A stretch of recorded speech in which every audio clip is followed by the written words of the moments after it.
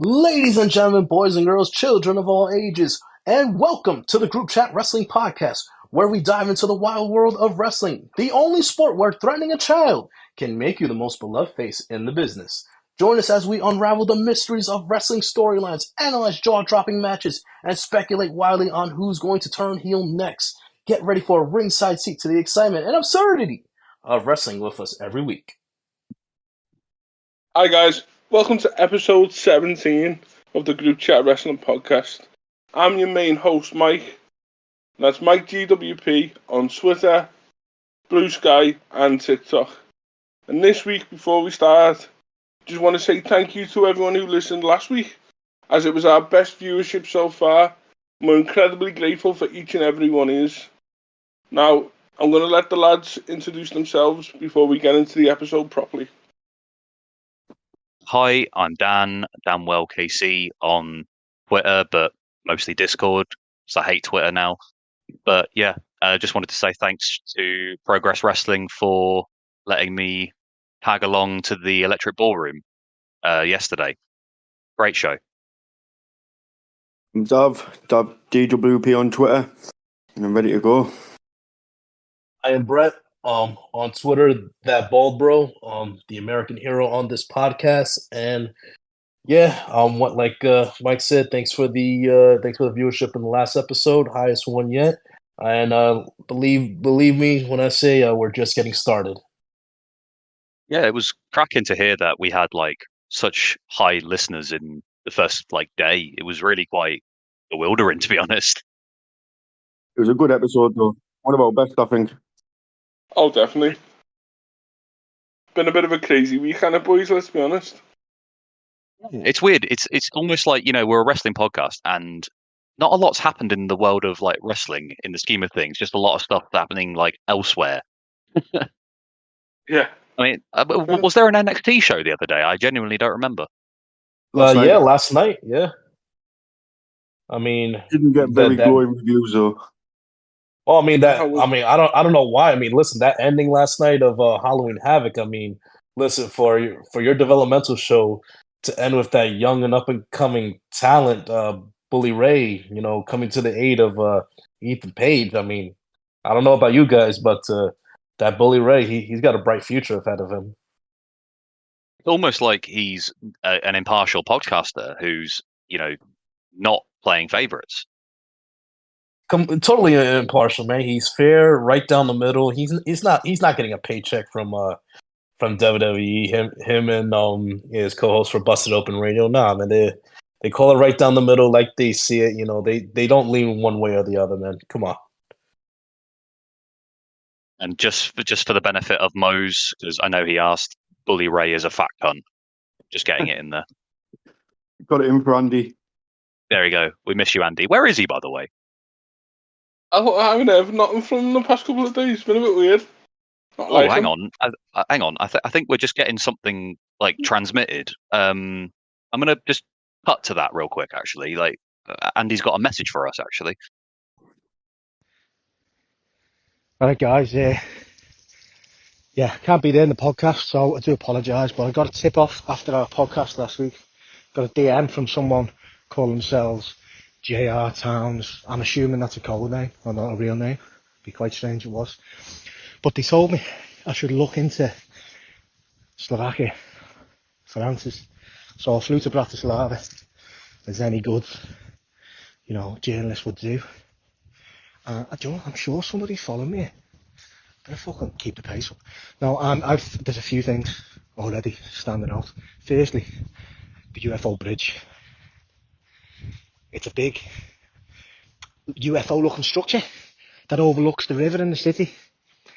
Now, that might not seem anything major to anybody, but David Arquette once tweeted a random tweet, and it just said, "Seeing things from above, looking at the bigger picture." Is this the spot where he was when he said that? I think it might be. I think he could have been planning and scheming back there. Sorry, I honestly think someone's watching me. It's a bit fucking ropey in here. And anyway, yeah, I was walking through the old town, found this bar called Bukowski's, and it's got like murals of fights all over the walls. and I was asking one of the locals if he'd heard anything, like, suspicious going on. And he told me that Martina chauffeur was in there once years ago, and she signed a napkin and left it behind the bar. Now, I don't know how far back this goes, but, I'm not going to discount that as maybe having something to do with this. It's actually quite scary, because I'm sure some fucking dudes following me. I feel like Rocky in Rocky 4. Yeah, and I was thinking about this on the plane. Dewey in Scream. Nobody thought he was anything. Turns out he's only one of the main characters.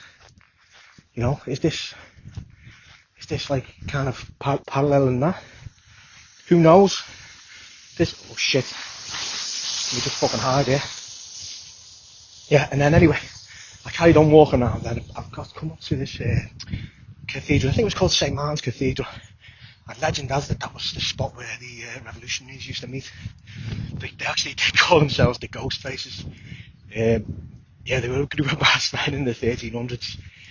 I think they were called Ghost Faces or Ghost Face Armour or something. But the plan was to overthrow the corrupt. Now, does that not make sense? Does that sound like this is actually a realistic lead, and I haven't just been sent on a wild goose chase by JR Town? I don't know. Oh shit, there's another car coming. What the fuck, man? How can I get it? This is fucking scary. I should have stayed on. And I don't know, man. I think this goes deep. Like, this goes really deep. There was another pub as well I came across in St. of a man with a bag over his head. Now, it wasn't a plastic bag, but a bag over the head. How long has this been in plan? This could have been in fucking hundreds of years, this. Well, maybe, obviously not hundreds of years, that's impossible, but it could have been a long time. Yeah, I'm gonna have to fucking, I'll leave it at that. If I find it else out, I'll let you know, but I think I've got some good fucking shit there.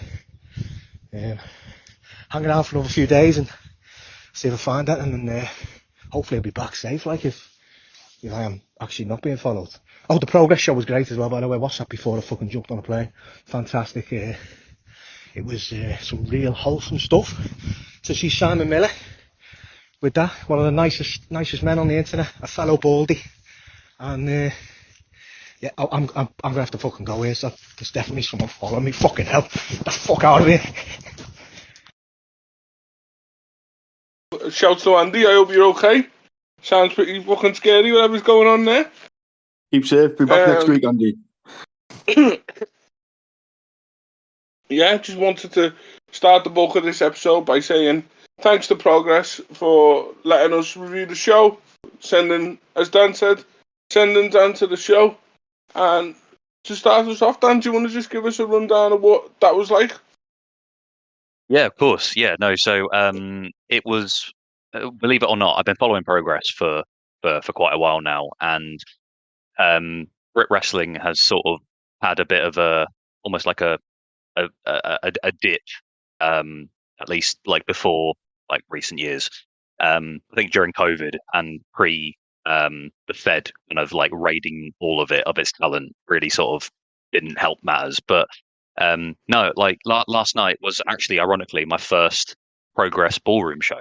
I was unfortunate enough to miss out on all the ones before that. Because I don't know if you remember, if you ever tried to get tickets for a Progress show, they'd sell out within like 30 seconds. So I never got the chance. I did, however, go to Ali Pali, the first one, and also the Wembley show, which were again awesome. But this one really, to me, in a nutshell, just to start us off, really felt like they're back. Really, like Brit Wrestling is well and truly like back. Like we're trying to sort of undo a lot of the wrongs that went on, and yeah, it really felt special, to be honest with you. I know, judging by sort of the opinions of some people online, that they didn't have it wasn't perfect in terms of the stream, but that's by the by. But certainly from my experience as a live attendee on the balcony, watching it all go on, it was buzzing. Like, it was really loud, it was vibrant, it was energetic, it had so much to offer, and yeah, just really, really good show all round.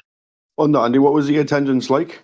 It looked pretty good from like on. I think it was 83. I think it was 83,473. To be honest, I think it was like just shy of the Outrunners' last appearance on Collision. It looked really full. I can see that. Well done, Progress. Yeah, shout out Progress. But expect someone to ask for the turnstile count at some point on Twitter in the next couple of days. So what you're saying is that no tarps were necessary. No tarps necessary. Not a single bit of pipe and drape to be found anywhere.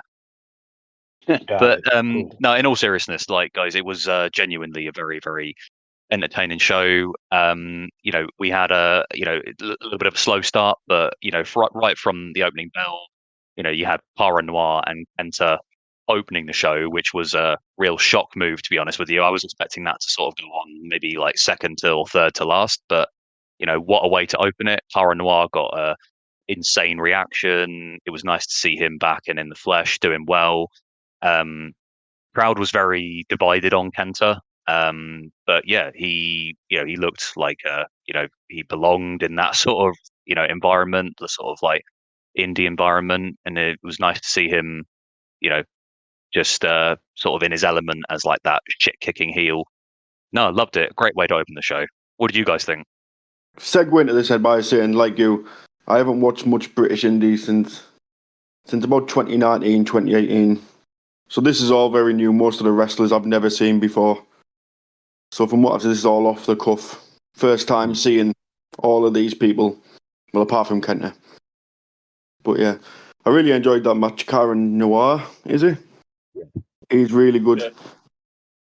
Looking at my notes, I really enjoyed his, was it Blackout Sleeper submission? That looked crazily good. And he's dead smooth with all his moves. Yeah, I think he's got like I mean, correct me if I'm wrong, but I think he's got like almost like a theatre-esque kind of, well, it's definitely a presentation, but in terms of a background, like, so you can see he really just knows his awareness. He's just so smooth in how he executes everything. You can tell he sort of has that background, yeah. He's very Dragunov like type. I think they had a feud in progress. If I don't. Yeah, no, honestly, if you're not familiar with Cara Noir, go and watch the Dragunov matches that he had with him. They're unreal. Like some of the best like British indie stuff for a while, certainly, because it was at the time before Dragunov got picked up by the Fed, and he was still sort of doing like WXW and obviously Progress and all kinds of indies. Really, really worthwhile. I need to. I think I said it on one of the earlier episodes. I need to go back and rewatch them. Yeah, but I'd really recommend it if you can. If you're not familiar with Cara Noir, that's probably like his best work, I'd say. Yeah, his mannerisms really reminded me of like a Dragunov match. It was This might sound a bit weird, but his body control, I feel, is really good. Like playing back into what you said about the theatre background, he seems very aware of his whole body. Does that make sense? Yeah. No, I thought that he did I think it was a reversal from a go to sleep. I think into a Hurricane Rana. It was just so smooth the way he did it. It's like he knows exactly where he is in the ring at the whole time. I mean, and like I say, he just everything that he does, whether it was on offense, defense, or transitions, like everything was just smooth, like going from just one step, one spot to the next. Like he always looked like he was just step by step with an experienced pro like Kenta. So I mean.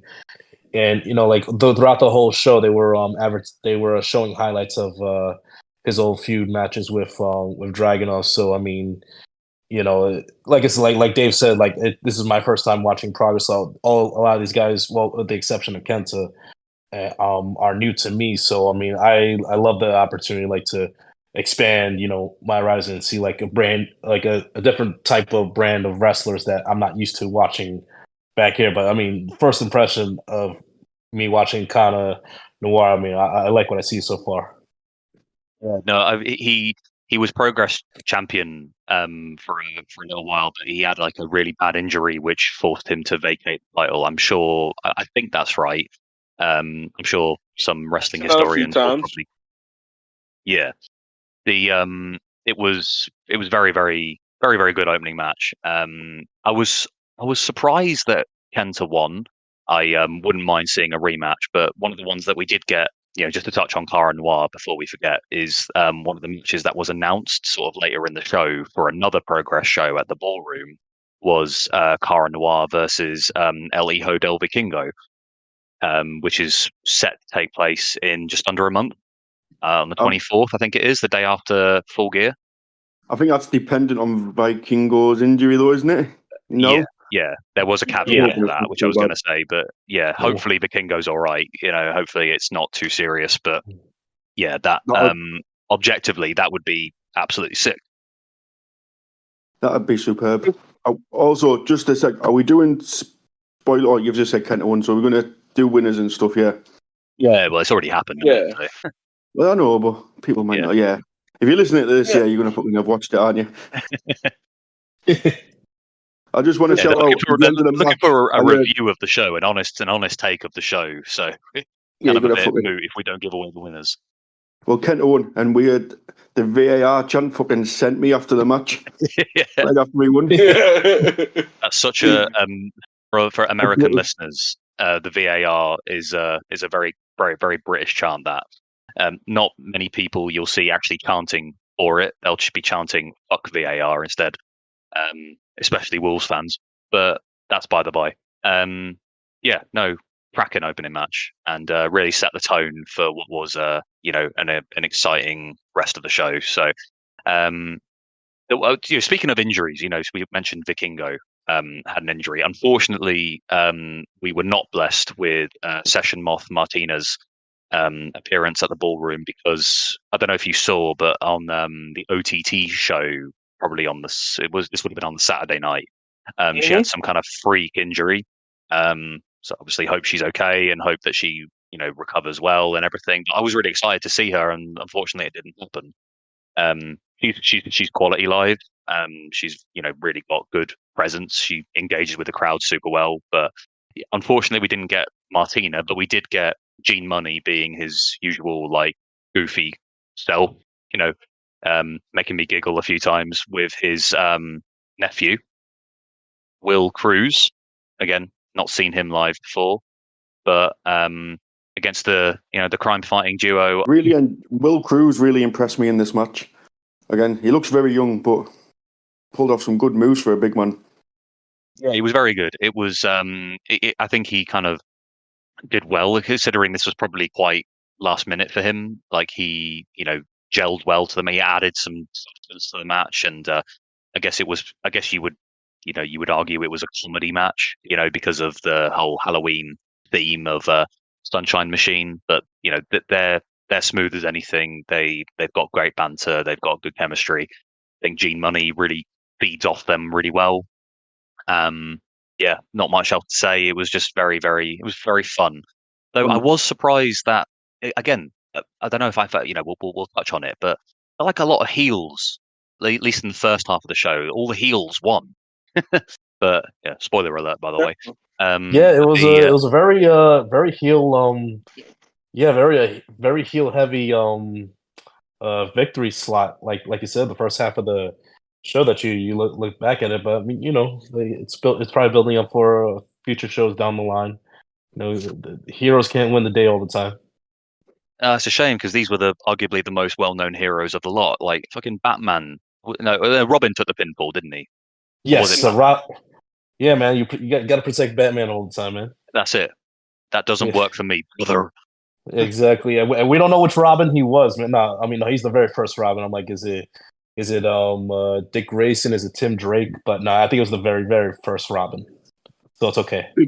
Big props to the crowd again. Some funny chants again in this one.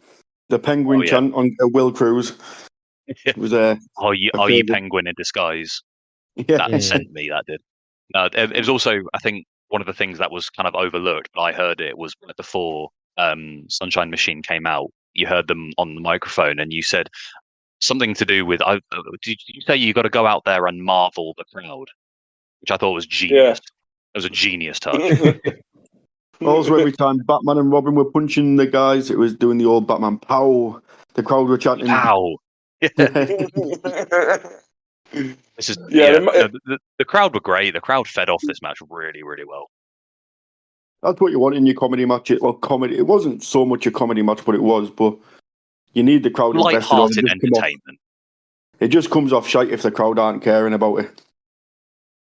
That's just it, man. Like, you know, the crowd were into all of it. Like, I don't think there was a period throughout the whole show where the crowd like kind of dipped. And this is another thing, because, you know, these kinds of shows have like a 15-minute interval.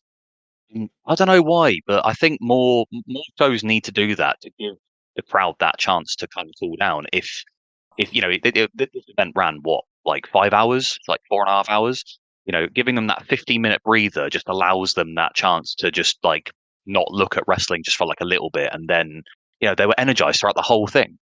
And that's yeah, something to bear in mind, you know, for, you know, bigger shows. I mean, WWE shows are always like full of adverts anyway, so, you know, you get like an hour and a half break anyway. Yeah, I was gonna say the last House of Glory show I went to a few months ago, they had an intermission in between. I think it was like maybe 15, 20 minutes. And thank God they had it, because we all went outside. It was so hot. The AC, no ACs or fans were working. So, oh man, you ever been at a damn house show with no fan ACs, like in there with a few hundred wrestling fans? It's not fun. Yeah, Oh, sorry. not exactly fresh smelling after a while, I'd No. imagine. If y'all go to any wrestling show y'all go to, I don't care if it's the damn Wembley Stadium or you know, your small little town hall with 400, 500 people. People, take a shower, put deodorant on, be Yeah. mindful of your surrounding mates. Yeah, wear deodorant. It costs £2 from Tesco. Just buy some deodorant. It's not hard. Yeah. No. No, that was, yeah, there's not, I think we've pretty much covered that match quite well. Was there anything else you wanted to add, Mike, really quick? My notes were dead extensive for this match. It was just funny as fuck. I had a really good time with this match. It was, as we've said, it was really light-hearted. But for me as well, when you have comedy wrestling, it's that much better when you can clearly work as well. Yeah. That's why I think Orange Cassidy is so popular, because he's funny, but he's also clearly a very good wrestler. And I was really impressed by all 4 people in this match. As we sort of mentioned. No, you're dead right in what you say, Mike. Yeah, very good when comedy wrestlers can work. So do you know what Sunshine Machine reminded me of? And I think the Waffly Bollocks ladies alluded to this on Twitter, because we know that they're, you know, diehard fans of Chuck Taylor. You know, they reminded me of the Best Friends, like in a way, just in the way that they work. Yes, you've got a very Best Friends vibe. Now I want to see that match, and I'm sad it's probably not going to happen. I just want to throw out my notes for the end of that match where diving headbutt to the cock for the win. Enjoyed that.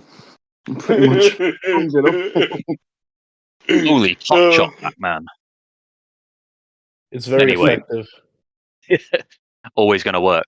But no, speaking of tag teams, we had the tag team title match, which was probably one of the highlights of the show for me. We had the Smoking Aces, Charlie Sterling and Nick Riley. Again, who I'd not seen before, but who clearly had a bit of a loyal following, against the Experience of LA Taylor and Sky Smithson in a short but very, you know, fast-paced, thrilling kind of tag team match. And I think this was the first time ever that a team of 2 women were taking on a team of 2 men for a team title, at least in a British wrestling company. Someone correct me if I'm wrong. God, I've said that 3 times now already, but no, what a fucking match. These 4 really just kind of worked really well together. I thought it was, I bit a couple of times. I really did think that the Experience was going to win, because it seemed like for about maybe like 2/3 of the match, they had like the firm upper hand. And I think, yeah, it was just that dynamic is always going to, you know, probably cause a bit of division amongst fans. Like, some people, you know, I guess understandably aren't always like as much of a fan of intergender wrestling, but I thought these 4 were exceptional. I thought they just really gelled well, created some excitement, some intrigue, you know, some insane spots on the match. But I was a bit gutted that the Experience didn't win. So it seemed like they were building up to it being like the history-making moment when team of two women would actually win the tag titles. It seemed like it was almost like obvious. They were sort of dangling the camera in our faces to expect us to, cheer for when they got that big win, and it didn't happen. But nothing to take away from the old match itself, because it was great. And yeah, I really enjoyed it. I thought like the smoking aces. Yeah, Smoking I forget Aces. the name. Yeah, they treated them actually like a abnormal tag team. Do you know what I mean? It's pretty much like they didn't. Well, they underestimated a little bit, but them girls are beasts, by the way, especially the blonde one. Yeah, Is LA that Taylor's like she's 6 feet tall and built like a brick shit house. Is she like 6 foot? Because I'm sure I heard in the commentaries like she's like 6 foot. Yeah, she is 6 Yeah, foot. she- I can confirm. Yeah, no, LA Taylor's a beast. She reminds me of Rhea Ripley, like a young Rhea Ripley, if that makes sense. Yes, I can see that. Would love to see them at a show again, without a doubt. Yeah. And also another thing, like Charlie Sterling. I don't know if you found this, but Charlie Sterling reminds me of Pete Dunne as well. Yeah, Yeah. yeah, massively.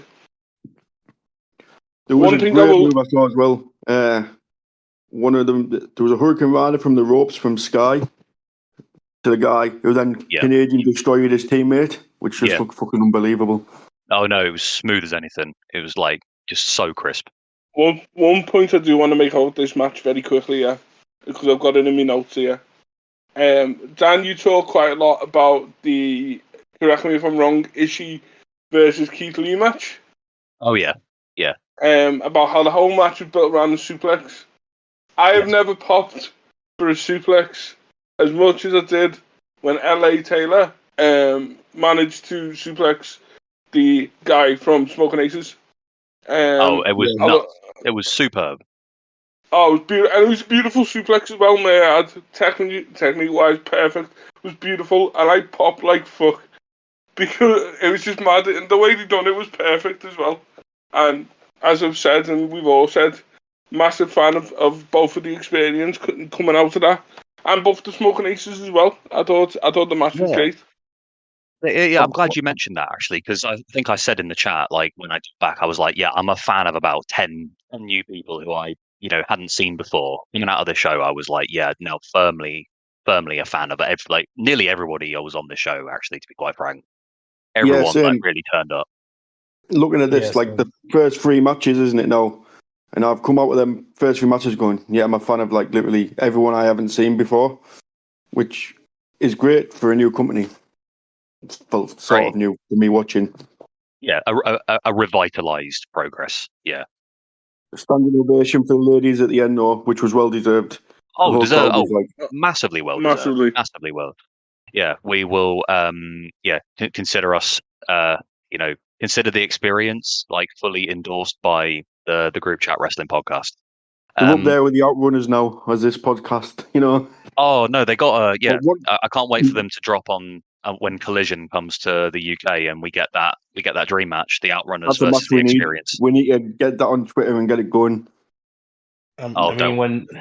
Listen, if you're talking about like this, just came off the top of my head thinking about the Experience. Like if when they come back to the UK for like a Dynamite or Collision, I mean, just imagine they call the Experience over for a match like for a reunited freaking Chris Statlander and Willow. Can you imagine that tag match? Oh, LA Taylor hooking it up with Chris Statlander. Oh God! Brett, are you trying to kill me?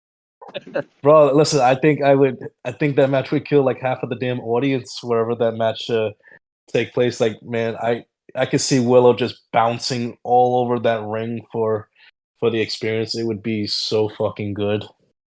Yeah. Oh, fully. 5-star classic. And who was it that compared LA Taylor to Rhea? That was me. I hear that and I think of like early NXT Rhea. Yeah. If you like her when she first faced off with Charlotte that during the COVID WrestleMania. See, I was thinking more like Mae Young classic Rhea because she had that sort of like look, really athletic, really strong, really tall, and had that sort of it was before Rhea like cut her hair to look like Chris Motionless. She and she had like the long blonde hair. But she was still like hitting like insanely fast paced like offense and just like hitting suplexes aplenty. And then it was when she got like the motionless in white look where it kind of turned up a gear, if you like. But no, LA Taylor's got something there, and yes, Sky's fantastic as well. Huge fans. Big fans. That's it. But speaking of big fans, we know, Mike, how much you love Manchester's own Luke Jacobs. But so we're all going to be quiet now and let Mike just talk for 10 minutes. Yeah. I'm going to go and get a drink and let Mike Mike's lyrical now. Okay, before I do start talking about Luke Jacobs for 10 minutes, I'm just going to briefly touch on Man Like Therese. I've seen him a few times on a few different shows. I thought he was great today. I thought he played that underdog babyface role really well. He's very clearly extremely over with the crowd. It was sort of played into with the feud. Luke Jacobs calling Therese a cheap pop merchant. And again, you can see how over Therese is with the crowd. And I thought it was great use of the cut-off spot as he's doing the entrance from Luke Jacobs. I'll start with the Jacobs glazing now. I love him. I think he's fantastic. And when the time comes that he's ready to go to the next level in America, I think, and I'll say this about someone else on the card, I think it's going to be a major bidding war. I think whoever manages to get him has got a star on their hands. I think everything about him, I just love. He's got that charisma, that sort of like northern charm. Obviously, being a Scouser, and maybe I shouldn't really like him as much as I do, but I was going to say, yeah, I know, but talent is talent, mate. You know what I mean? I can't hate him. He's class. I think everything he does looks so crisp. He sort of played babyface when I seen him last week in Rev Pro in Doncaster against DCE, and that was a great match, and I come out of that a massive fan. And then this year, a week or so later, to see him play a heel was again fantastic. I thought everything he did was spot on. All his moves look crisp. He looks like he knows what he's doing, and even like when Therese was getting them hope spots in, like when he banged Luke Jacobs' arm against the post and stuff like that, and Luke's selling the arm. He can't, he's hitting them lariats, but the venom isn't there like they usually would be, at the beginning of the match, or if his arm wasn't damaged. I just thought it was fantastic, and I'm going to stop here before I actually do go for 10 minutes, because I actually would. Reel him in, he's going to go out of control. No, I agree with everything you say, mate. I think, Derice played the face in peril, like, almost to perfection. I thought he, again, think he was always going to be an underdog, and I think, I didn't realize this match actually went close to 20 minutes. Like, it felt like it was way shorter than that. Like, it felt like it just flew by. That's how much I was actually enjoying it, and I was just really vibing with everything that both men were doing. But yeah, I do agree. I mean, I think I said this a while back that I reckon in the next like 2 to 3 years, I could easily see Luke Jacobs being picked up by one of the big boys. Obviously, I'd love to see him in an AEW ring. It just, the idea of him versus like, literally anybody, literally anybody on the AEW roster, like him versus Osprey, him versus Ricochet, or him versus Kashta, probably about 40 other names I could think of. But yeah, it's just mouthwatering. Exactly, yeah, definitely. Keith Lee if that ever happens, but plenty missing. But no, what a world champion! Like he's, if I'm wrong, he is currently the Rev Pro British Heavyweight Champion and the Progress World Champion right now. I believe that's correct. That's nuts. I don't think that's happened before, where two British champions are, effectively of like the champion of like rival companies in the UK. I don't know if that's happened before. Not to my knowledge. Correct us if we're wrong. No, but either way, I think he's got like I saw him his match with Ishii at Rev Pro, and again, like you say, he's playing that babyface to a T, like perfectly, and also as a heel at Progress, just smashing it out the park. And I must admit, I didn't know who Ethan Allen was. I had to remind myself. I'm like, oh yeah, shit, yeah. It took me like a hot 5 seconds to realize who it was, and I'm like, oh yeah, now I remember. Which was a nice reveal. It's glad to see him back and healthy, and we get like the young guns sort of hopefully going on a bit of a tear in the British scene now. Great to see, and props to Luke Jacobs. We're, as you probably can't tell, we're big fans of your work. Commentary did a great job of explaining Ethan Allen as well, considering there'll have been a lot of new time watchers on the show. I didn't feel like I missed. They explained as soon as he got in who he was, so I wasn't too confused. Yeah, I mean, it was weird because obviously, me being there, I couldn't hear what obviously what the commentators were saying, but yeah, that it's good that they did that to at least kind of address that elephant in the room. But yeah, I was going to say the same thing, like getting back into Brit Rest after timeout. Luke Jacobs looks top quality, and I can see why he's champion of multiple companies. Yeah, like I hope he holds it for a very long time, and I don't know who dethrones him, but I mean, I guess we got a sort of tease as to who his next challenger could be in the next match. So on that note, I want to just say that how wrong I was about Ricky Knight Jr. I take back everything that I said, before, having not really been familiar with his work, and now that I've seen him live for the first time, him versus Luke Jacobs, whenever that happens, give me that now. I'd be so stoked to see that. Yeah, it's gonna be some fucking match that. Like, again, as I said, coming out of Red Pro last week, fucking massive on Ricky Knight Jr. as well. Massive on the people in this 4-way. Yeah, no, the 4-way was also a great way to get the crowd back in, like, after the interval. I was expecting this to actually open the show, to be honest with you. But no, Same.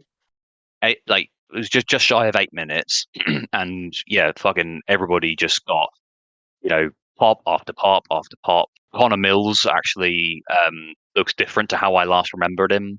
Obviously, I mentioned I've been out of the. He reminded me of a Zack Sabre Jr. type Connor Mills. That's a good shout, actually. Yeah, very true. Like, I also enjoyed that fucking big Belgian guy. He was fucking unbelievable. Mike D. Oh yeah, Mike Di Vecchio. Yeah, I've never heard of him before tonight or last night, and yeah, very very impressed with. He's almost like he reminds me of Miro, but like 10 times as talented. Now Brian Cage. Yeah, very true. Yeah. Like, Mike D reminds me of Miro if Miro's talent actually matched his attitude. Yeah. Yeah, I think the Miro connection I drew because of just I guess they clearly have like that foreign heel sort of hate using the word, but aura about them. They just really sort of big, burly, muscular, kind of like raw bone sort of like people, just like throwing people around like they're just like bags of sand. It's just I love that kind of stuff. And for that, I think Zazaya worked as a perfect sort of like seller for his offense. It was great. It was just great dynamic. He hit a fucking superb, best moonsault ever. Like, it was flawless. Absolutely flawless. Sorry, I'm a big fan. Again, I've seen 3 out of these 4 Red Pro the week before. Zazaya is fucking crazy over. He's got like that Sami Zayn level of babyface backing. Shout out to the Zazaya section at Red Pro. If you look on that stream, you'll see me with a sign that says Zazaya section. Nice. I think he's fantastic. Connor Mills, same again. Same as Dav said, he's got a bit of a Zack Sabre Jr. vibe for me. Ricky Knight Jr. I'm sorry to the entire Knight family line for anything I've ever said, because Ricky Knight has made it all worth it. What a fucking athlete. Again, as I alluded to before, he's the second one that when the time comes for him to go to America, there's gonna be a fucking bidding war for him because he's perfect to me. Like, I completely agree with you there. I think he'd fit like a glove in like obviously AEW would be like a really good landing spot for him if he does decide to do that, because I mean he's got two of his family members there already, hasn't he? And they're, I guess you could say he's not really being used, but if you want to make a big deal of the Knight family, Ricky's the perfect guy, I guess, out of all of them. But yeah, what a fucking awesome match that was. I reckon there was about 10 wrestlers I saw on this show, and I could be like, you could fit them in either the top two companies, and they're slotting very easily. Like, yeah, a lot of talent. Yeah, I just hope, and obviously, just being totally frank here, I just hope that there's not a case of where they just rinse, the British wrestling scene of like all the top names, like in like the NXT UK move of 2019 or 2018, whenever it was, when all of them just kind of were swept up, and it left the British scene with very little. And as a result, naturally, like attendances were down, tickets, weren't selling as quickly, and the shows weren't as like big. They didn't feel as big. Yeah, you got the occasional like guest appearance whilst they were still allowed to do those kinds of crossover dates and everything. But yeah, I just hope that doesn't happen again, because we need like homegrown talent just being able to make a name for themselves over here, because when it's buzzing, it's properly buzzing. You know what I mean? Oh yeah, no fans like the UK fans. Both top companies seem like the AEW and WWE seem quite full at the moment, which might help the indie scenes all over develop the talent. Like they're letting the talent develop, as opposed to just AEW went through a phase of like they needed to sign people. And WWE did it before, where they were just fucking hoarding people for the sake of hoarding. It doesn't seem to be happening so much the past year or two, really. Yeah, you're absolutely right. But both the top two are very, very bloated, and you can argue that they can afford to trim some of the fat anyway. But yeah, you've got to be smart in your recruitment, haven't you? You just got to hire the right kind of people who are going to be an asset to your program. I, I do think Ricky Knight Jr. could be a real asset certainly to AEW, but that's just my opinion. But equally, I hope he doesn't sort of leave the scene yet, because it seemed, just based on his reactions, like how much of a fan base he's got here still. I think if he left like now, it might do him a disservice, because maybe I'm wrong again, but maybe his sort of following in the US wouldn't be as big, and maybe it would be a sort of a disservice to him to leave now. But yeah, I really hope he kind of sticks around, and we start getting more people in the same sort of position, but maybe like 5 or 6 others of that same sort of caliber, just being able to draw crowds and everything like that. Because clearly a lot of people were here and like to see him and him alone. Yeah, there's not many now, is there, in the UK scene where you can go stick them on a card and they're going to draw money. There's like Oku. Oh, I think Oku's one of them, isn't he? Mm-hmm. Yeah, Oku, Jacobs, RKJ, and possibly Kara, I'd say, are the biggest ones at the moment.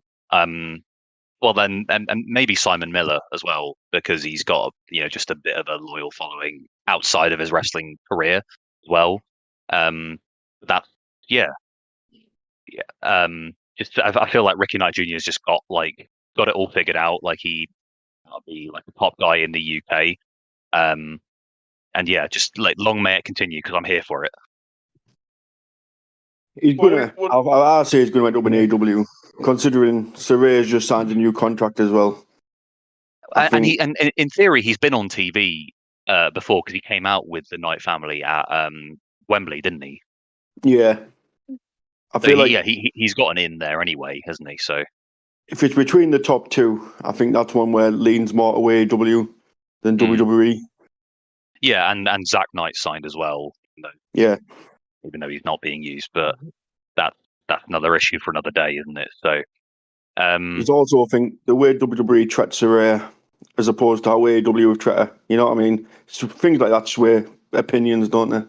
Yeah, But definitely. Well, that's a different just his conversation.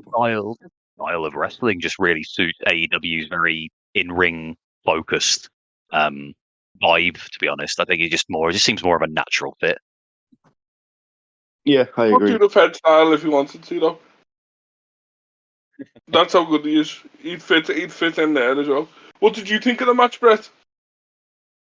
It was good. Like, I'm with you guys in a sense. Like I said, majority of the roster I saw yesterday is the first time I'm seeing a lot of these guys. But man, yeah, like seeing Ricky Knight Jr. I mean, yeah, I'm definitely going to be following him going forward and looking forward to see what he does. Not just the rest of the year, but into 2025. And like you said, yeah, we could picture him in AEW, but like you say, I mean, he could also, I think, learn the WWE style, and he looks like that type of guy that he could do whatever he wants to. That's how talented he is, and man, we don't even know if he's like anywhere near to scratching his prime. I mean, that's how much potential he showed me yesterday.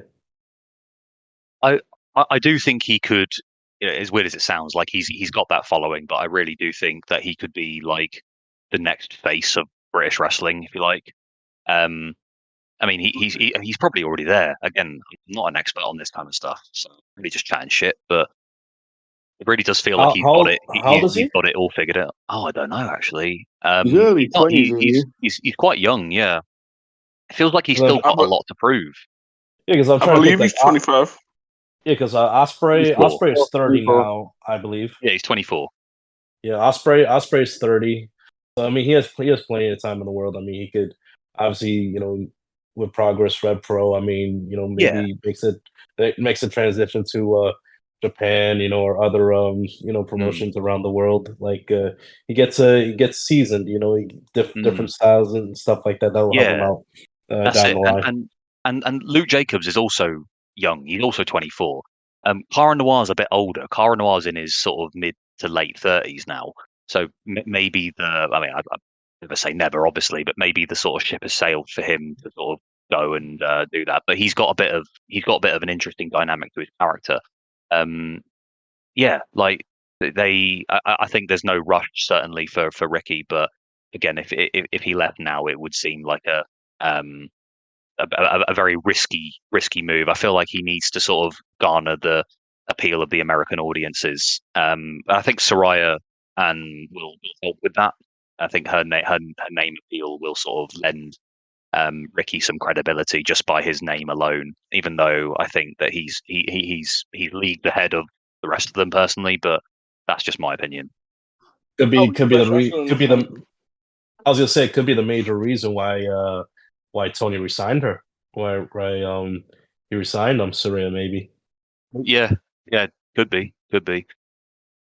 But speaking of pretty big names, again, another one who got like a huge reaction was, well, I mentioned him already, was Simon Miller against Paul Robinson. I must admit, this was probably the only one in the crowd who probably sort of wasn't as sort of invested in the match as others. But objectively it was good. I think I just probably didn't really understand the whole sort of story, I guess. But that's my fault for not really paying attention beforehand. But objectively, good match. It was nice to see the only title change of the night go to someone as well deserving as Simon. Think he really does well as a babyface, and everything he does is really entertaining. The crowd chanting up and down, and was it Robbo gets it down and calling him Dobby the Elf. Did the crowd really help this match? I don't know, man. I think it's my first disappointment of the night. I mean, get Simon Miller, one of the real good guys out there. He threw a chair at Robbo's head. That's a down right there. Where's the crime count? If you watch his ups and downs episodes, he always has you have the crime counter as well. It's He's mostly for he's going to be public enemy number one here. yeah. I You mean, just know he's going to release a video probably after this is launched, but he's probably going to launch one that actually says like I'm going to take myself to jail or something like that. Yeah, I'm like, dude, you throw a chair, you throw a chair at someone's head. You got to add one to the crime counter right there. I Oh, wonder man, what the is it? stipulation's going to be. They can't do a hair versus hair match, obviously. Loser wears a wig. Loser wears a wig. Like a Kurt Angle style wig when he lost that match to Edge. Yeah, he had the wrestler's helmet on and everything for like week to week. That'd be a good visual for Simon. Simon's really good, isn't he? Considering I really enjoy him. Yeah, no, he's class. I think it was my first Simon Miller match, and he was a lot better actually in ring than I was expecting. Obviously his crowd works second to not many. Doing what he does outside of wrestling. But no, I thought he was fantastic. I really enjoyed this match. He did do a pre-promo thing beforehand, and I don't like it. He just doesn't sound menacing, Simon, though. That's my one down thing with him.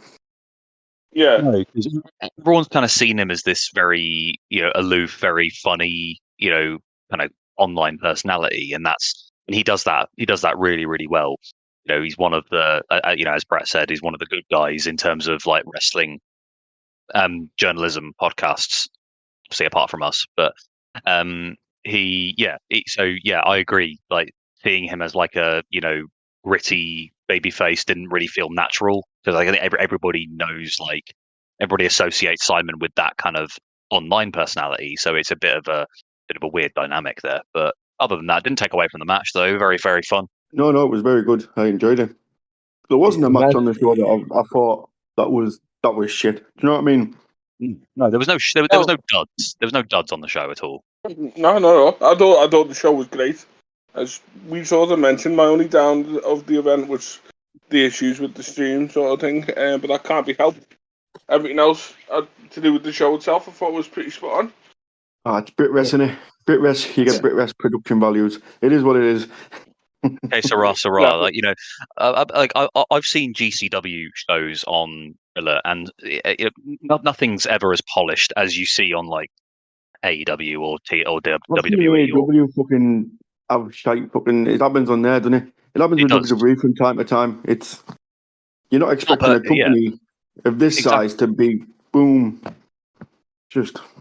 No, exactly. Yeah, WWE had like hundreds of people working to make that show run as smoothly as it invariably does. And even then, there's still the occasional fuck up. There's still teething issues from time to time. It's that's just live television. That's just what happened. The learning curve, isn't it? Yeah, exactly. And it was their debut show on Triller. So at the end of the day, of course, it's not going to be. It's probably not going to be perfect, from the off. So hopefully they'll just, use this as a opportunity to kind of like, rectify it going forward when they do more shows on Triller, which by the way is, again, that's pretty huge news for both Progress and Defy to actually have that kind of streaming platform that, used by millions of people, presumably. Is it now a monthly thing or like a show by show like thing? I think it's for like again, correct me if I'm wrong, but I think it's 3 months. They've got like all their next shows or at least for a while are going to stream. Yeah, something like that. Yeah, and they're all going to be through Triller, which is it. I hope it does really good numbers for their like visibility, at least not just domestically but also internationally as well. It's a great show because they used to have it all in house. They used to have like. Well, they know they still do. They still have like Demand Progress, but I think this is a good way to sort of branch out and get their name out there a bit more to more viewers. Well, so Triller Plus. I don't know what else you get on Triller Plus, so I haven't really looked into it. So Triller Plus, you get all the GCW archive of like because GCW promotes like especially during Mania time. You'll notice that there's like about 40 different shows across like Mania weekend.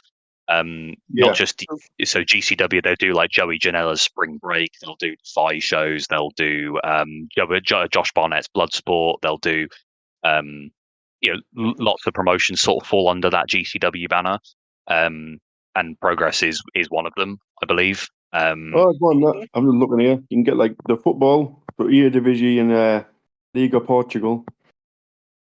Ronnie, Who's watching that GCW. though? But for the wrestling boys. Well, you know, WXW.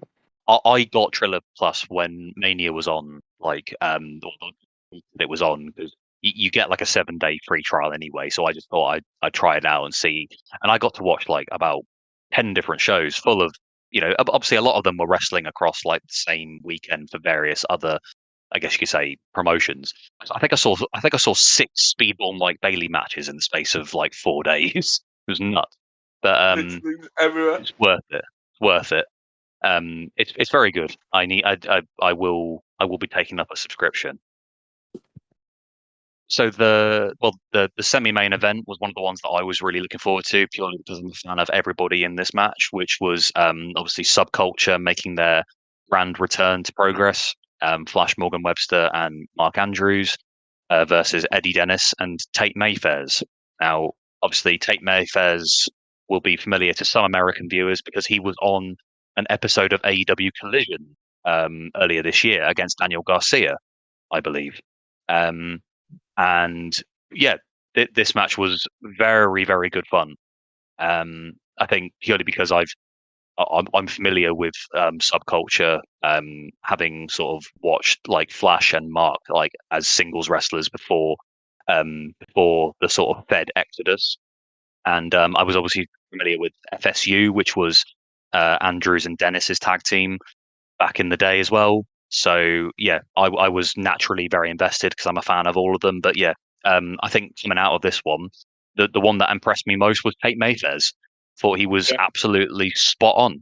I am gonna definitely be paying more attention to what that man does in the next several years, because my God, he's very talented. Yeah, same. I'm more familiar with Subculture, Flash Morgan Webster and Mandrews. I'm not overly familiar with Tate, but I thought they told the story really well, and that's one thing I will say about the commentators. Thought throughout the show the commentators did a good job of getting you up to scratch with the stories and what was going on in all the matches. So you didn't feel too out the loop if you were like a new viewer, like the rest of us. Yeah, I thought it was great. Really like Subculture. You know what you're going to get with them. Great to see them have the big return to Progress. It's been a good while since they were there. Yeah, just solid co-main. Yeah, like people have. It's all these guys that were around back when I was watching anyway, so you know what you're getting with them. Good match. Like, it wasn't one of the surprises or anything. I'm surprised Subculture they haven't got a AW shot on TV yet, like the Grizzled Young Veterans. I thought they'd at least had an appearance, especially when they were over here in Wales. It was superb. Like a really simple concept of, like, you know, people meme about it all the time, but like, well, can they coexist? And it was kind of, I think you kind of knew what the result was going to be. You know, the fact that Eddie was like not going to fight Mark, and then they ended up like squaring off. But then, you know, you've got the whole sort of story about whether where this leaves Eddie and Tate as a tag team going forward, and then presumably Tate like turns heel and then you know, screws Dennis over, you know, somewhere down the line, and then or maybe the other way around. I don't really know. I'll need to sort of bring myself back up to speed with like how it's all progressed. And as I say, I haven't heard like all the commentary because you know, I haven't rewatched it. But no, I'm definitely gonna. I'll probably give this one a rewatch. To be honest, I enjoyed it that much. But anyway, like onto the main event, which I think it's, you know, deserving of its place as the main event of the show. To be quite honest with you, probably my favorite match of the night. Like I said, there wasn't a bad one on the show, but this one probably stood out to me because I'd never seen either of these two women before. Now I'd heard about them, but I'd never actually seen them like properly wrestle. And yeah, fuck me, they absolutely. I mean, it's fair to say they stole the show. I don't know, because the whole show was great from start to finish. But fuck me, they really did. They did a number on each other. like especially with that that spot to the outside for Riho when she Yeah. drop kicked Lizzie onto the chair and then took that back bump on the hardwood floor, looked fucking nasty from where I stood. Yeah, fuck me. These women are tough, and yeah, I loved every minute of it. I was hooked. All I'm gonna say, Scousers rule the world. My girl Lizzie Evo, she's fucking unbelievable. Gutted she lost, but massively impressed with Rio. Thought she looked phenomenal. Another one I'd love to see wrestle, Chris Statlander. But yeah, I thought everything was great. Them progress tables, by the way, that table bump was fucking horrendous in the best way. Yeah, I mean, from where I stood, this got like a shitload of laughs. Was when bloke in the front row helped Lizzie set up the table, and then she just like Yeah, help and pushed him back down. Oh, that was brilliant. yeah, that was funny. Yeah, that Rio is unbelievable, by the way. That neck jab, that swinging neck breaker she uses for the finish is fucking nasty. Yeah, yeah. Fucking Rio looks like insanely good as a world champion. She really pulls it off. Yeah, there's a lot of sort of criticism about like people who are world champions and who try to look menacing but can't pull it off. But I think she pulls it off to like no other. You know, she looks like really, really like fierce and He tough. fucking scares And me. yeah, in it, Yeah. it would not fuck with her.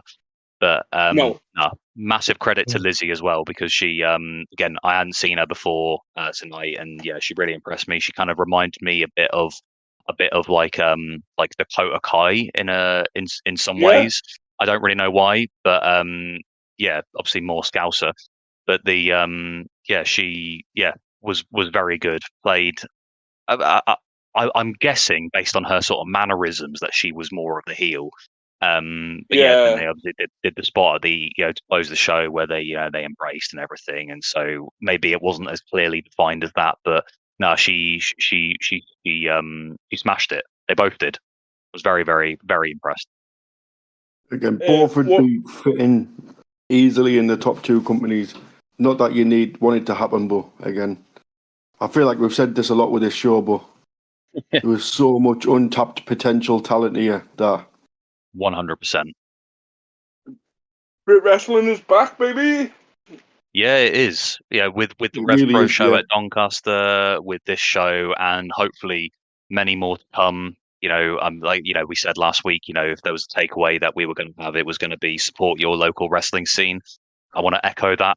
I definitely am going to do that more. I had a ball, and I don't care what anybody says. Attendance, viewership doesn't mean a fuck all to me because you can. There was probably 400 people there, maybe less, and it was buzzing. And local indie shows like that can still give you like best feeling of just watching like great wrestling from for a good few hours, escaping like reality for a little bit and just indulging in like some good and entertaining fun. You don't need to your enjoyment of a show should not hinge on whether the fact that they draw over a certain amount of thousands of people or not means fuck all. And this is proof of the pudding. So yeah, well done, Progress. You smashed it. Looking forward to the next one. Yeah, thanks again to Progress for wanting to work with us with this review. but yeah, Show was fantastic. Yes, sir. Progress, making progress in the British indie scene. You gotta love it. They're living up to their namesake. Yeah, echoing the sentiments. Top quality show by Progress, and like we wouldn't bullshit you. We wouldn't just glaze them for the sake of glazing. It was a superb show. Yeah, it really, really was. Saying dead quick is expect to see more members of the Group Chat Wrestling podcast at future indie shows up and down the country. That's the great thing about how diverse we are as a cast of hosts, for lack of a better term. You will see us at most indie shows going forward. At least one of us will probably be there.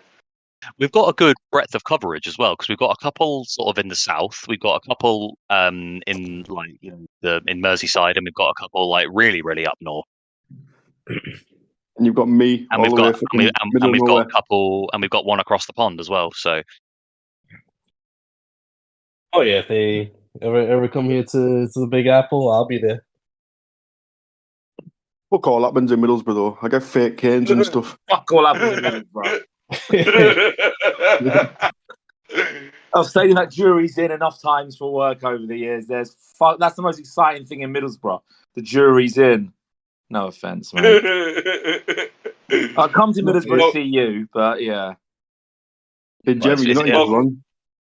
I'm sure there's more in Middlesbrough than there is in Reading. I'll be honest. All there is here is a fucking Elizabeth line. Yes, that's more than they've got in Middlesbrough. Yeah, I don't know about that. Uber started about 6 months ago, and it's the most exciting thing that's happened in a few years.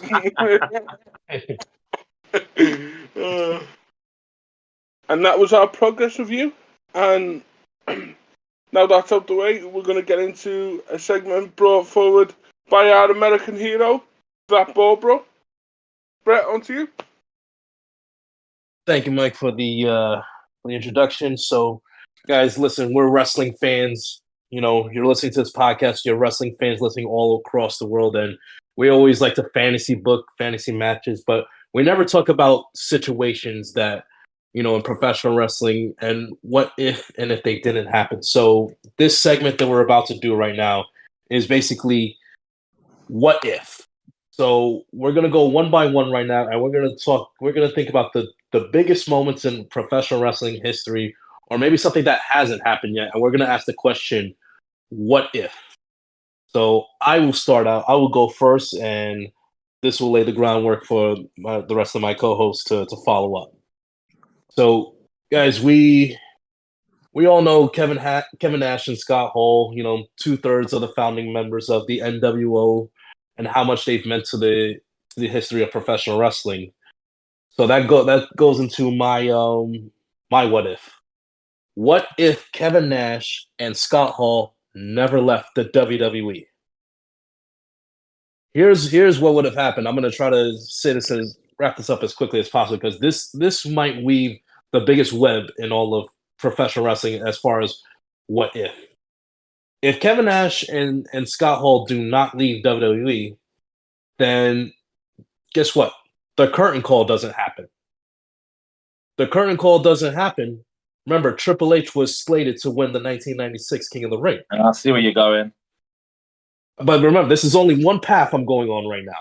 So I'm going to stick to the WWF path right here. There's no curtain call that happens. Triple H is not punished. So he goes on to win the King of the Ring tournament in 1996 against Jake the Snake Roberts. So here's the question. What happens to Stone Cold Steve Austin? Is there a Stone Cold Steve Austin? Without him winning the 1996 King of the Ring tournament, there is no Austin 316 promo. Without that promo, does he go on to be the megastar he is, have the rivalry with Bret the Hitman Hart that leads to WrestleMania 13, which is the greatest double turn in wrestling history, which catapults him to superstar mode, in which, in my opinion, he's the key factor in WWF winning the Monday Night Wars over WCW? Could Triple H have stepped into the Stone Cold spot and been that catalyst to lead WWF to victory? Here's another ripple effect. Nash and Hall don't leave. Do we get The Rock? Because remember, when they both left for WCW, it wasn't immediate, but down the line, it was The Rock and Stone Cold Steve Austin who kind of took their place as the next up and coming stars of WWF. If you still have Hall and Nash there, dude, are they still the next guys up to be the big stars in WWF? And if not, like, is there a final boss today? I mean, yeah, he might be a big star, but is he the great one that we know that The Rock is today? Same with Stone Cold Steve Austin. Now, let's flip over to the WCW side. Nash and Hall stay in WWF. Is there an NWO? Do we get a heel Hulk Hogan run? Do we ever get Crow Sting in WCW? Because I mean, without the NWO, then what purpose is there for Crow Sting to emerge in WCW? Does without Kevin Nash's booking in '98, do we get a clearer and calmer interpretation or booking style of Eric Bischoff leading WCW into the late '90s? Is WCW still around today without guaranteed contracts being written to the likes of Hall and Nash and Hogan and creative control to the top stars that I just mentioned? What if? That's a really interesting one. But I mean, yeah, I mean, I could sit here for ages and sort of ponder, without any real kind of sort of certainty. But I think I've got one that's probably more sort of damning, if you like, and that is, what if Vince McMahon is actually convicted in the steroid trials of 1994? Because I think at the time, the Fed was in like really dire straits creatively and financially, and if he goes to jail, to me it feels like it just goes through that dark like period. I correct me if I'm wrong again. Sorry, that's like the 10th time I've said that.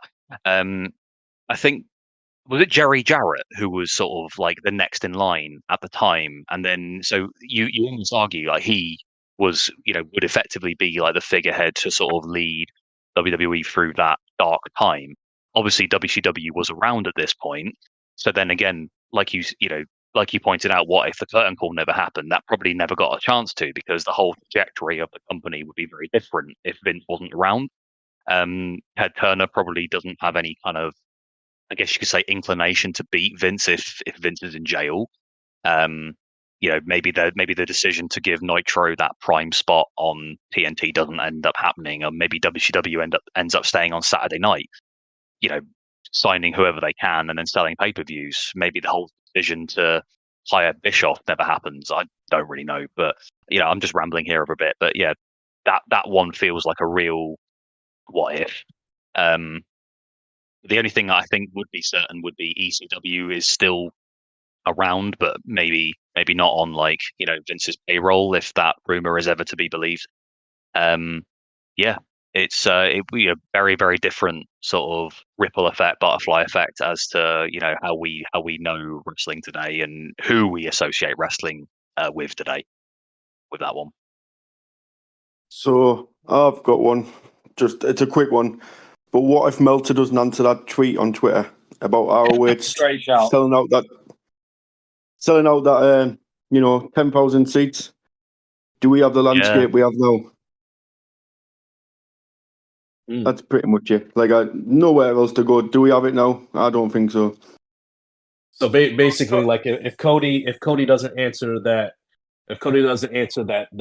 not that it was intended to be a challenge from Meltzer, but like if Cody doesn't answer that challenge, that tweet, like, man, what does wrestling look like right now? What does it look like now? Yeah, like, because I don't want to think about getting the elite in Japan. It's probably still having them do AEW, but just primarily based in Japan.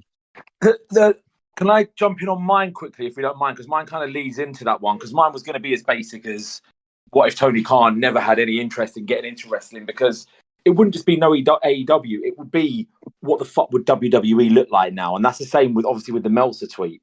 Because what state would WWE be in if they didn't have to raise their game? They didn't have to force out Vince.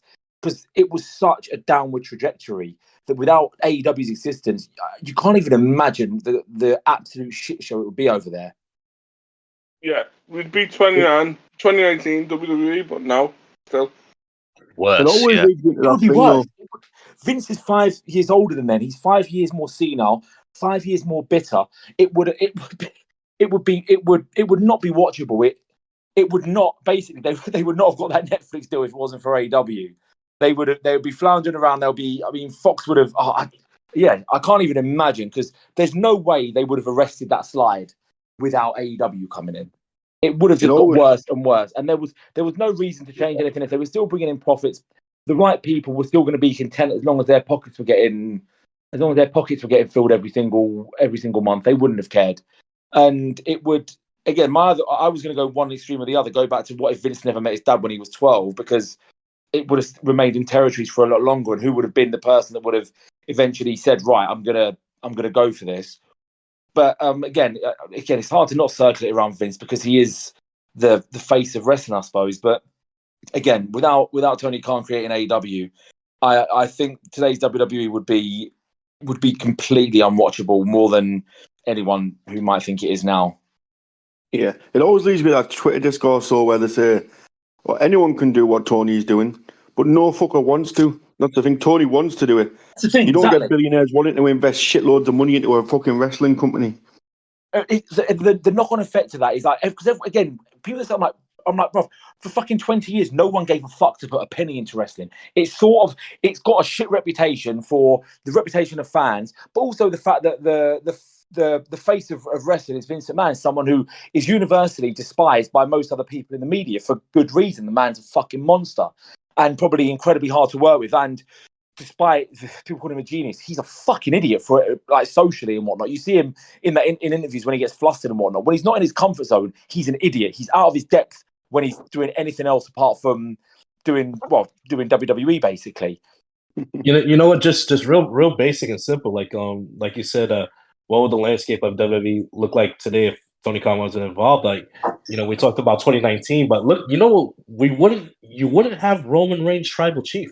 You wouldn't have the bloodline, because, like you said, without Tony Khan and AEW, there's no driving force for, like you said, for them to step their game up and to do better. Because, like you said, no matter how bad the on-screen product was, everyone is still getting their pockets lined up with cash. So at the end of the day, what a lot of people don't understand, especially with WWE, they're business first. Like they're making record profits, no matter how good or bad we think the product is shit on TV. Like their main focus is those ticket sales, those freaking and now I don't know, is this the first year they started announcing like a total gate purse, like they're announcing how much money they're making at live pay-per-views now, and it's so fucking weird. Like especially now that so many fans are invested in their freaking the stock prices and how much money they're making per show. It's just weird cult-like behavior. It's easy to make shitloads of money when you're charging fucking £1,000 for nosebleed fucking WrestleMania seats, though, isn't it? I've got no idea why any fan of a TV show takes a massive takes a W in people boasting about they're making more money off of you as a consumer. It's a very, very weird mindset. It's like, also like that those prices of tickets, like that's a Ticketmaster pricing thing. That's not like WWE doing that. They're setting the initial prices, but because of Ticketmaster's model, based on demand, they bump the tickets up. It's not really, it falls out of whoever's running the show's hands. That's just, but again, it is like at a starting point, it is ridiculously over expensive, especially nowadays. We're still in a cost of living crisis and all that still, but yeah, that is AEW has the same thing. Like sometimes tickets are just way too expensive than they need to be. The mentality is crazy. Yeah, I'm so grateful that I went to WrestleMania 35 back in 2019. Like looking back at it, I think I paid maybe like $250 for my ticket. It was up there, but it's like front row of the nosebleeds up there, so it was a perfect seat for me and my friends. But imagine like that ticket that I paid, this WrestleMania, that'll be 6 years ago, is like almost 4 or 5 times more the price than it is now. Insane. Yeah. It's like you see it with football over here though. We complain about the ticket prices. Wrestling fans seem to like take pride in the fact of like, oh my god, I paid X amount for this ticket. And I don't understand it.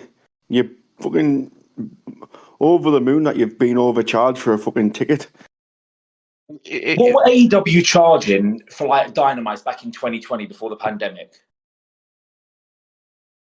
They were reasonable prices. I mean, you could get like maybe a good like middle seat for maybe $50, $60 or something like that. They were relatively low in the beginning, but like I said, over the time, they gradually been increasing since then.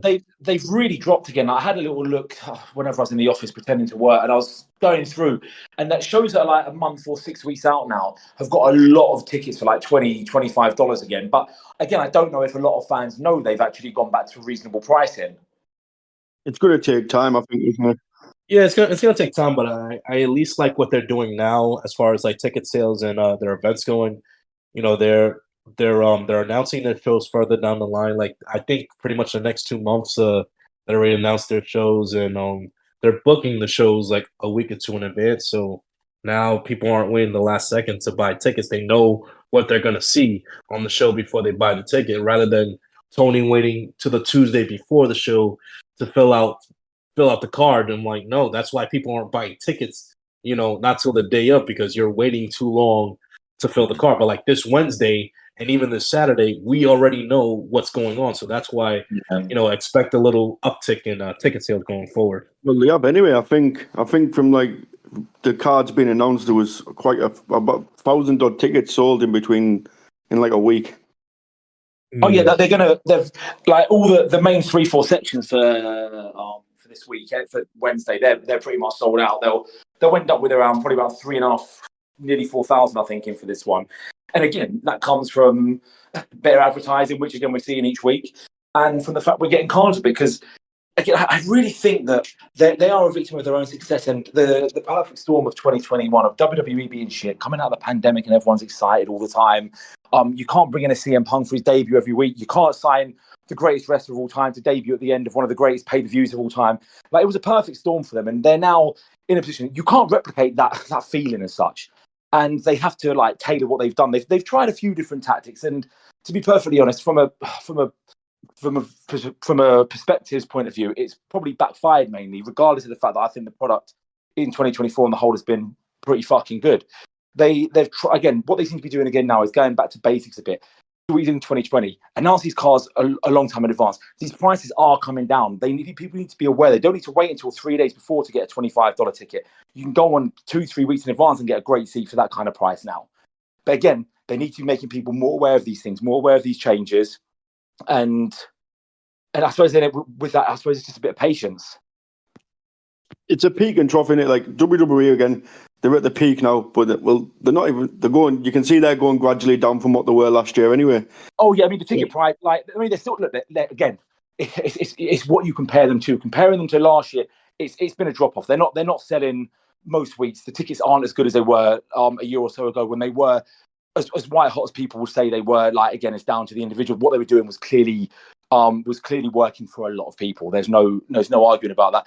It has dropped again compared to pre-pandemic. It's still significantly up, but they are again, TV ratings still, they're going down still. They're always going to go down because people are cutting cords, etc. But the ticket sales are one thing that I have noticed recently. From 14,000 in the Brooklyn, they're now getting around 10,000. Places they were getting 14,000, they're now getting 11,000. So again, these are still great numbers. I'm not saying this in any way being dismissive, but they definitely aren't at the peak of their powers where they were, say, in summer 2023. Well, I'll go back to this. But people are acting like AEW were doing them numbers 2021. They weren't doing exceptionally high numbers week in, week out then. It was still 3,000, 4,000, 5,000 back then, even with Punk and Co. It wasn't massively. Again, I'll always go back. The peak of their powers, January, so let's say from All Out to, let's say, the following spring, when it felt like AEW are going to overtake in popularity for like viewing figures and whatnot, because they were doing better crowds sometimes in WWE were then. I mean, to be fair, they did 2 weeks ago. Dynamite had a higher attendance than Raw when they did Grand Slam, but it was Grand Slam. It was still Dynamite, but yeah, it was Grand Slam, but it was still Dynamite at the end of the day. It was a 2-hour TV show. It just had a branding. But anyway, I digress. So in that period when they were really popular, 21 to 22, they still had a show at Jacksonville, which it can only hold like a maximum 4,000 or 5,000. But they had the main event being MJF and Punk. They had 1,700 in there. They went to Miami, which I think was their first time there. They had like 2,500 in Miami on their debut in like September or October 2021. So there was this perception, they were doing better in Chicago, they were doing better in Brooklyn, they were doing better probably in Staples. They've never done well when they go to smaller areas. That's never happened. Yeah, which is what I don't get. The narrative online seems to be the concept. It was like, they were doing these big, massive numbers every week, and it wasn't true. I don't. Yeah. historically, yeah, they get good numbers for some shows, but they want weak numbers, even with Punk, even with whoever. So it's not as a disaster as people are making out to be. Sweet. Well, Dav and Mark both collectively stole my what if. I wanted to get in before I got everything nicked. So I've had to pivot, but it's okay because I had a backup. Mine's kind of a twofer, and I'd like a little bit of a discussion about this because I'd like to see everyone's vibe.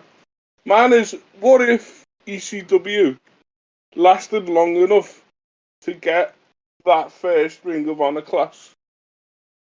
So, Ooh. That's your interesting. Samoa Joe, your Briscoes, your Danielsons, your Low-Key, Amazing Red, Homicide, people like that. Would we still have ECW today? So is that a case of what if Paul Heyman wasn't shite with money? Yeah. Basically. And then, secondary to that, if you were to say that they did go out of business and things go the way it was up to 2006, what if Rob Van Dam and Sabu never got arrested for weed? What does WWE CW look like? I mean, let's face it, it would still have been shite.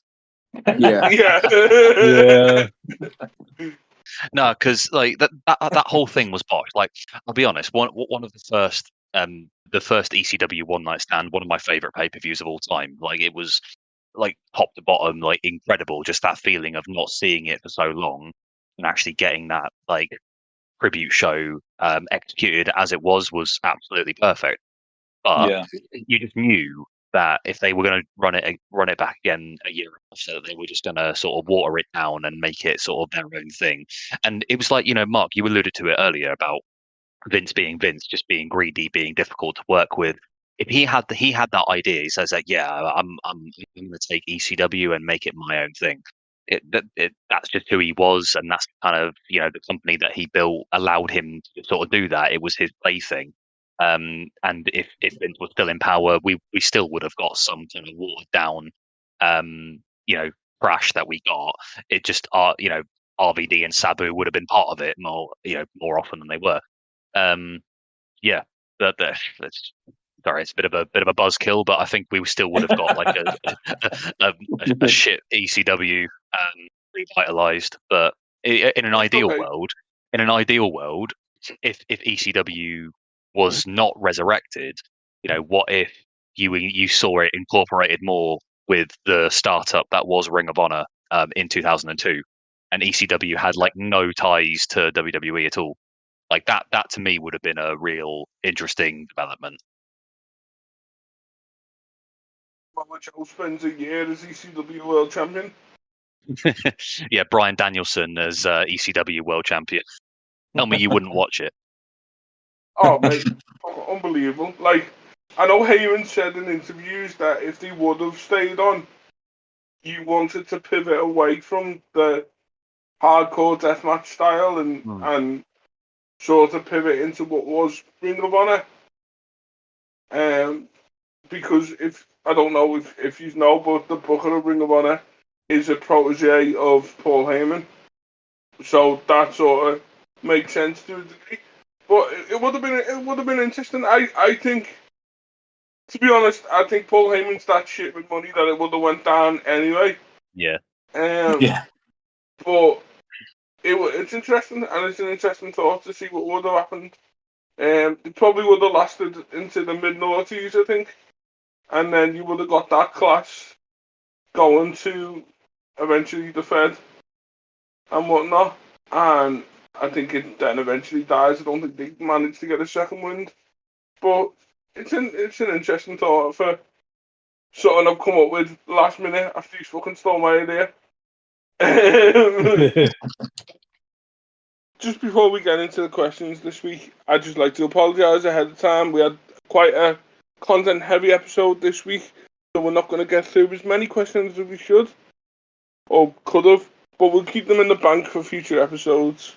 But to start off this week, we've got friend of the podcast, Sir Gavin O'Cook from the Discord. He says, after the recent Shelton matches, who else do we think WWE has wasted the prime years of? I'm going to start this off, not quite the prime, but I'll say Nakamura. Yeah, you took my one. I was going to say Nakamura. I'll think of another one. They'll come back to me. Turn it back to you then. I was going to say, obviously it's not his prime, but I feel like there was more in the tank with Nakamura that we could have got. I feel as if AEW was a thing when he left New Japan, he probably would have went to AEW. But go ahead, Dav. I'm going to say Samoa Joe, considering what we saw in WWE and what we saw in AEW. Definitely. Again. Them cunts had him fucking announcing in the rain at WrestleMania. In a fucking poncho. Yeah. All right. My one is I've mentioned his name already once today, but it's Pete Dunne, because my man was absolutely tearing it up on the British indie scene. You couldn't go to a British show without seeing Pete Dunne there. Like he was around that much, and I fucking loved his match with Dragunov at Burgers Wembley, and I loved his matches with like Tyler and Walter and everybody else, you name it. But I think since he was great in NXT, I'll give him that. Like everything he was doing in NXT was superb. But then since he's been on the main roster, granted I haven't watched as regularly, it just felt like they killed him straight away with that shitty gimmick and that shitty name, and it just sort of killed everything. Yeah, okay, they've brought it back a bit, and they've rekindled him, and to what he was, like the bruiserweight and everything. But I feel, imagine him in AEW, man. Like seriously, imagining him hooking up with like Danielson, Samoa Joe, and Moxley, and fucking Osprey, and you name it. Just killer matches, because my man's a very, very good pro wrestler. He just fits the AEW vibe. I feel like we were deprived of that when he when he decided to stay with the Fed and everything. But hey ho, he's making a name for himself. Hats off to the guy. But no, I feel like that was we could have got more. You know what? I'm gonna throw a little curveball. I'm gonna say it's actually a current one. Well, kind of current one. I'm gonna say Austin Theory. I'm gonna say Austin Theory, and guess what? Say what you want about Vince and his booking style. Before he left, Vince was booking Austin Theory very, very good. I think he presented Theory very well. I think he was a good talker. He was a decent worker in the ring, and you saw, you know what? At least you could say with Vince, like over his time, like yeah, the majority of his booking has been shit, for a long time. But at least I think he could pick out that one guy who he'll see that potential and put the strap the rocket on and push him to the moon. And it's just kind of still weird and baffling to me that when Triple H took over, it pretty much like, I mean, I don't know if anything happened in backstage or behind the scenes, but it just felt like as soon as Triple H came over, the Austin Theory push just stopped. It came to a screeching halt, and I'm like, you look at the guy.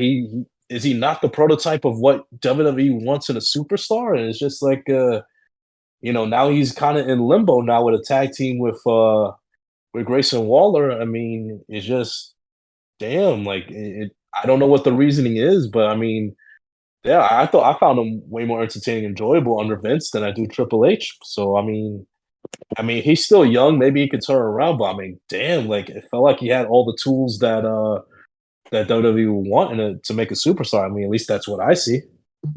Yeah, that's fair enough. So like the question is, like, wasted their peak years. I'm just going to go. I can be a little bit more general here, just off the top of my head. People that I think to an extent, they wasted, or they just didn't get anywhere near enough juice out of someone, if that's all right.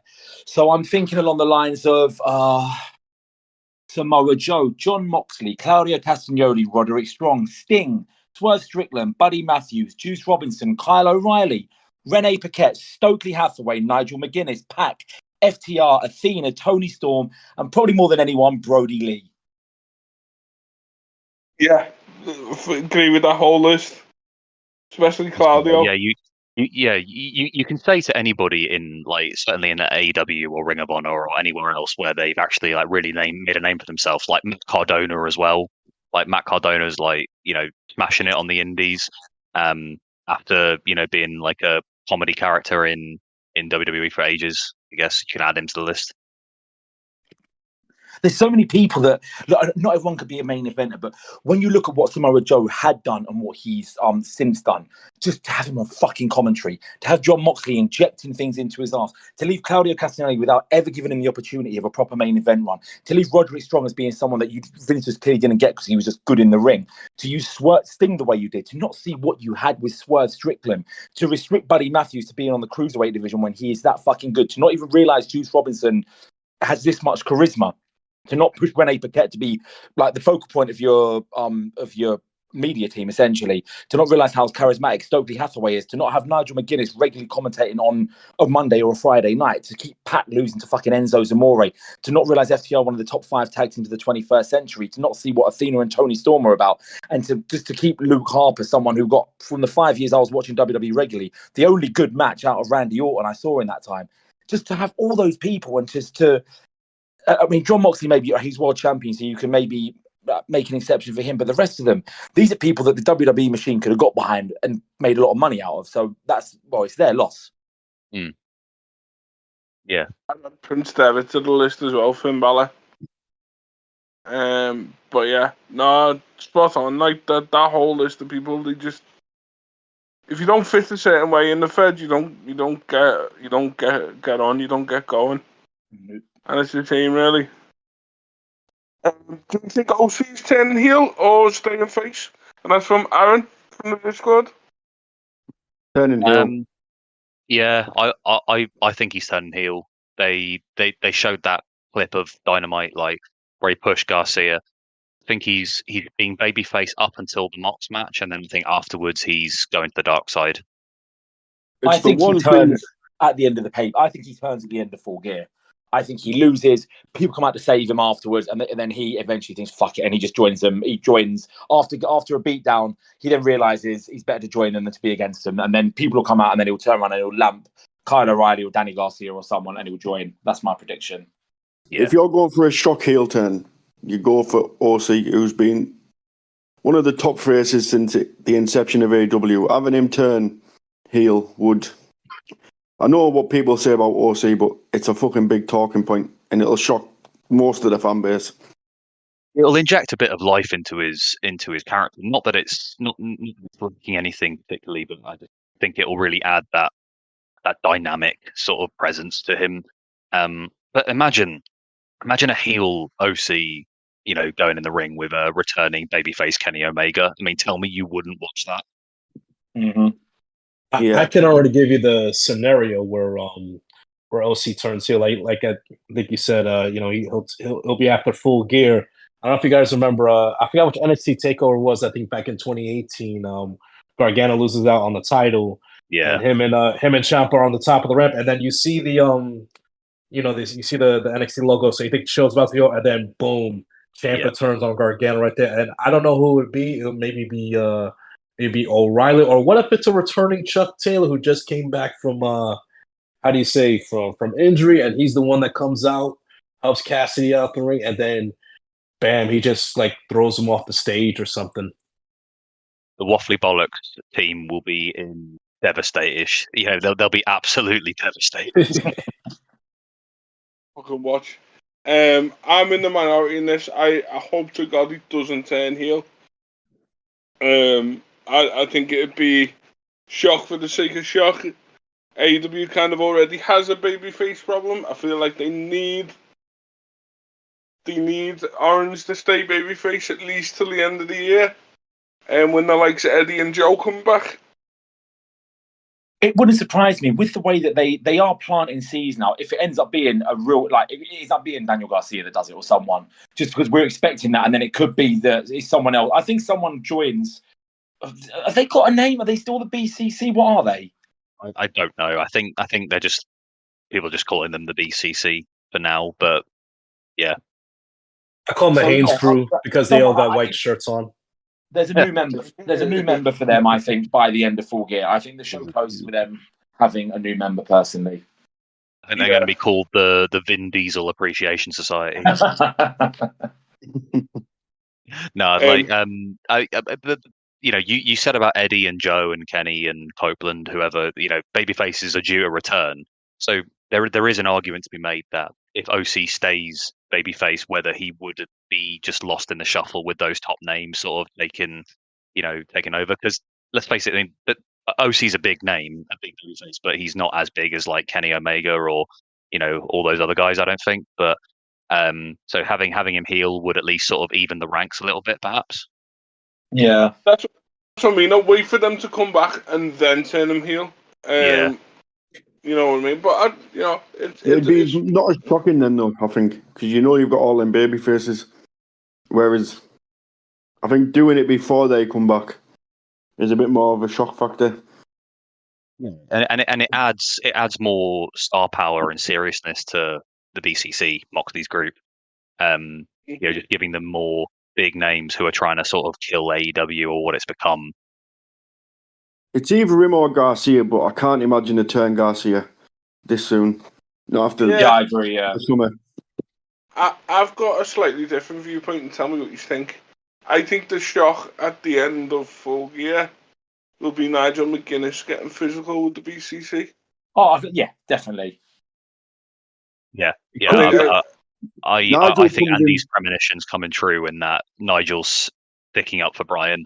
It becomes, with that segment with Wheeler, the interview that they did, it feels like it's for a time now. Yeah, that wasn't done for no reason. There's a rhyme and a reason for that. Yeah.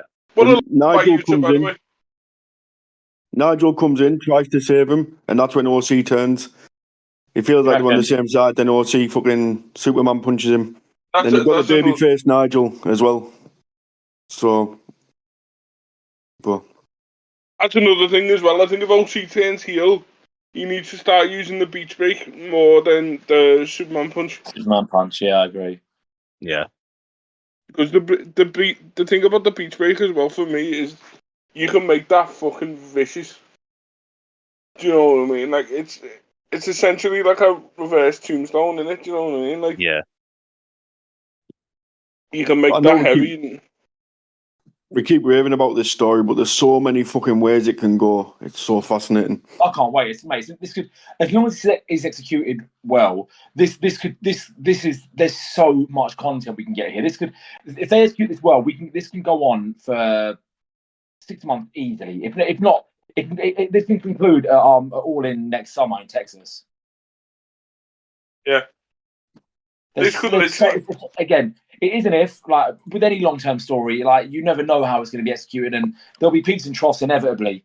But if some TV channels can con you into a 4-year storyline when nothing's happened for 6 months now, then I don't see why they can't pull this one off. Yeah, it's going to be. I'm really interested to see how it plays out. Like people were complaining because it didn't really move forward last week, but then we got the Utah stuff on Collision, so that added another dimension to the whole story.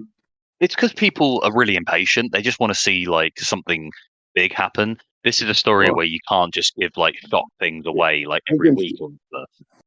The whole look at all them jobbers in the car park. What were they expecting the full fucking top stars of AEW just to be waiting for them? Like, yeah, exactly. This is the start of the story, not the fucking end. I saw someone, I don't know who it was. I saw someone put it on Twitter earlier on. They said like how good a John Moxley match could be against like a fired up but pathetic at the end of the day John Silver. That would be a lot of fun. That match. You could get a real lot of sympathy for John Silver. And like Private Party. Like, who are the people that were out there? You got Private Party. Tag champs. It could be tag champs by Thursday morning. Jeff Jarrett, Garcia. You got Daniel Garcia, who's top flight Dark Order. It's not like it's all right. Yes, it's the mid card, but it's not like they've got fucking I don't know Nick Comoroto out there and fucking Luther and Serpentico. No offense to them.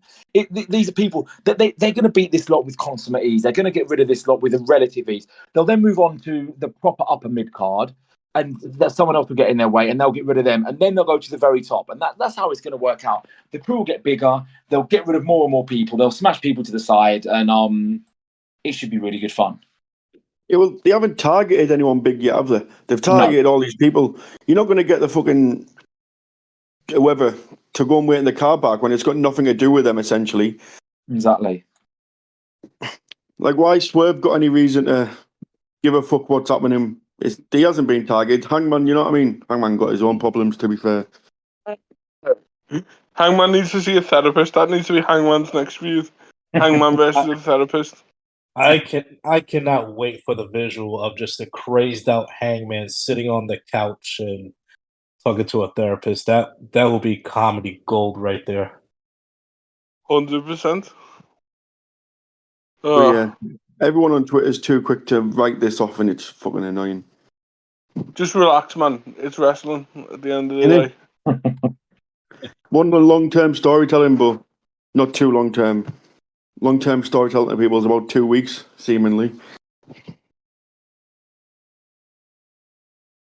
Has anything been announced in full gear yet, by the way? Apart from that Valiant match. Yeah, the fucking Yeah, they've announced Jay and Hangman for another match, but I think there'll be a stipulation added to that match. I was thinking this before. What if it's like a gallows match? Like, I thought you were going to say, yeah, Yeah, so I don't know what you'd call it without it sounding too morbid, but like, because they're really playing into like Hangman hanging people. So what if like that's the stipulation? How you win the match by successfully hang? I had to do a double take there. I thought you meant a gallows match where Antonio Inoki's spirit comes out through the crowd and says, "This is bullshit. Turn it off." That would be funny, but no, I meant literally because a hanging match. If you put that on a poster, like people could be like, "What the fuck?" Yeah. But that sort of stipulation of like, because you could just be really lazy and go Texas Death. But yeah, no, yeah, you could be really lazy and do Texas Death. But I think that'd be quite cool, like a hanging match and make that heel Hangman's thing.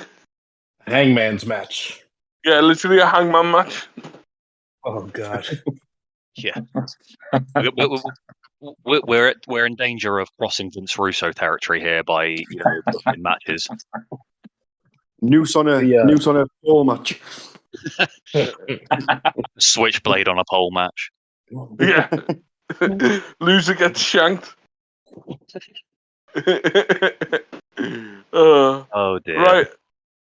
And that is all for this week's episode of the Group Chat Wrestling Podcast. Thanks again for joining us. Thanks again to Progress for a fantastic show and giving us the opportunity to review the show for you wonderful people. Thank you again for last week's wonderful numbers. Hopefully this week's the same. Thanks to all my co-hosts for being the wonderful people that they are. And we'll see you next week. Bye, guys. Out. Later.